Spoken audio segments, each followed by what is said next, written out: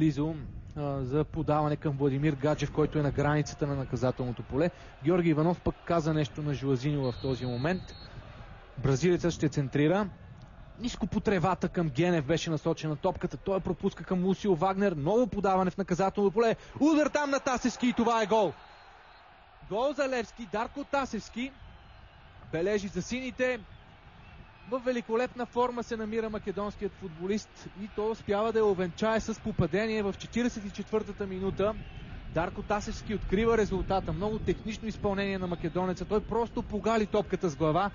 Продължи по нейния път и тя намери далечния долен ъгъл на вратата на Черноморец. Левски повежда напред в резултата в края на първото полувреме и вече може да диша малко по-свободно, малко по-спокойно да твори на терена с оглед на това, че ще има предимство в резултата. Много прецизно подаване на Лусио Вагнер, който сложи топката на главата на Дарко Тасевски и наистина великолепно чувство за позиция на Дарко Тасевски.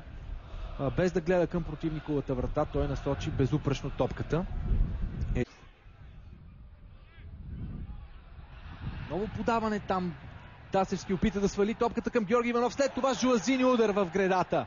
Е непроменен 1-0 в полза на домакините след гола на Дарко Тасевски в 44-та минута.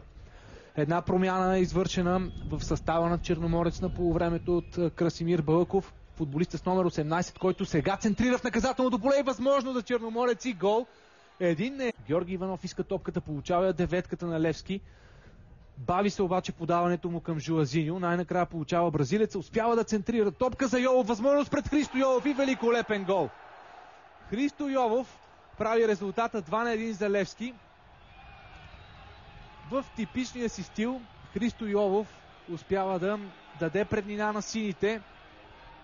Великолепна игра на десетката на Левски в този момент.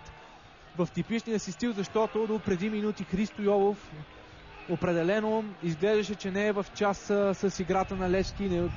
Не му вървеше играта. Но в този момент наистина блесна. А това принуди, струва ми си, Емил Велев да върне Зе Суареш обратно на пейката. Точно така. Старши треньорът на Левски връща Зе Суареш да седне и да се завие с одеялцето на пейката на резервите. Поне за сега, след като Христо Йовов отбеляза попадение.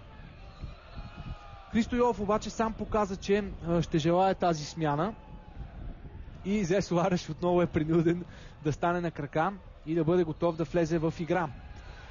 Голът на Христо Йовов бе наистина много красив. Успя много меко да овладее топката.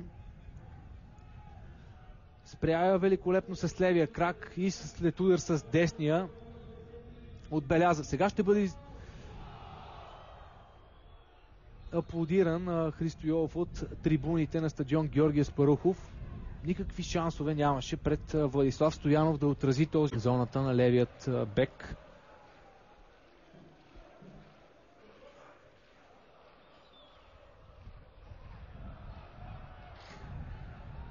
Жилазиньо. Хубаво подаване към Зе Суареш и 3-1. Великолепна атака на отбора на Левски. Много бързо действие. Хубаво подаване към Жилазиньо, който с много висока скорост се включи по лявото крило и сложи топката на крака на Зе Суареш. А за Зе Суареш беше детска игра вече да отбележи, получавайки подобно подаване на 2 метра от вратата на гостите. Ето, че нещата си идват по местата с оглед силното представяне на Левски, особено през второто полувреме. Сините получават и подобаващ аванс 3-1 след гола на Зе Суареш в 86-та минута.